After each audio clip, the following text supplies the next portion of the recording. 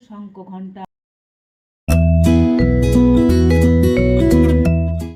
আজকে আমি তোমাদের সাথে যে ভিডিওটা শেয়ার করছি, আচ্ছা দাঁড়াও তার আগে একটু ইন্ট্রোডাকশনটা সেরে নিই। Hello everyone, this is Bidisha. আর তোমরা যদি আমাদের চ্যানেলে নতুন হয়ে থাকো তাহলে কিন্তু অবশ্যই আগে সাবস্ক্রাইবটা করে দিও। থাম্বনেলটা থেকে কিন্তু ভিডিওটা তারাই বুঝবে যাদের বাড়িতে কিন্তু এই পুজোটা হয়ে থাকে। কার্তিক মাসের শেষের দিন বা সংক্রান্তিতে এই ঠাকুর পাতা হয়, আর অঘ্রাণ মাসের সংক্রান্তি বা শেষের দিনকে এই ঠাকুরের পুজো করা হয়। কিছুদিন আগে তোমাদের সাথে একটা ইতু পাতার ভিডিও শেয়ার করেছিলাম শর্টস ভিডিওতে, আর আজকেই হলো সেই ইতু পুজো।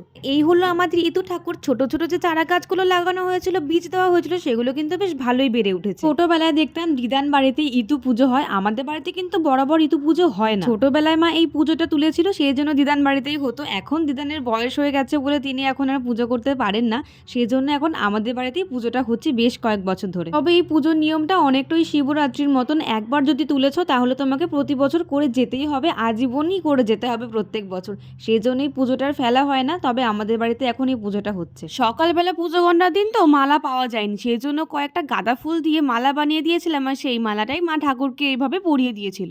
এই পুজোটা করতে না আলাদা করে কোনো ব্রাহ্মণের প্রয়োজন পড়ে না। এই যে ছোট পাতলা বইটা দেখছো, এর মধ্যে না এই তোর ব্রত কথা লেখা আছে, আর এটাই মা পড়ে, এটা পড়েই পুজো করা হয়। কন্যা দুটি গৃহে প্রবেশ হয়। এই যে দুই কন্যার নাম শুনলে, এই দুই কন্যা হলো উমনো আর ঝুমনো। এই উমনো আর ঝুমনোর পিঠে খাওয়া নিয়ে কিন্তু এই পুরো গল্পটা। তাই গামলার মধ্যে যে ছোট ছোট দুটো ঘট রাখা আছে উমনো আর ঝুমনোর উদ্দেশ্যে, সেই ঘটের মধ্যে দুটো পিঠে দেওয়া হয়, আর কিছু ফলের কুচি প্রসাদ এইভাবে নিবেদন করা হয়। তবে এই পুজোটা যেহেতু পুরোটাই পিঠে কেন্দ্রিক, পিঠে ছাড়া কিন্তু এই পুজো অসম্পূর্ণ। বিশেষ করে তেলের পিঠেটাই এই পুজোর আসল একদম উপকরণ। আর এইবার পালা ছিল ইতু বিসর্জনের। দেখো মা কিন্তু একা পুজো করে না, মাসিরা সবাই ইতু পুজো করে।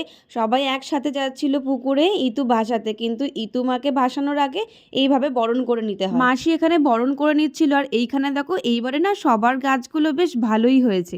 যাদের বাড়ি এই পুজো হয় তারা তো জানোই, কিন্তু যাদের বাড়ি হয় না তারা জানিও তোমাদের এই অন্যরকম পুজো কেমন লাগলো।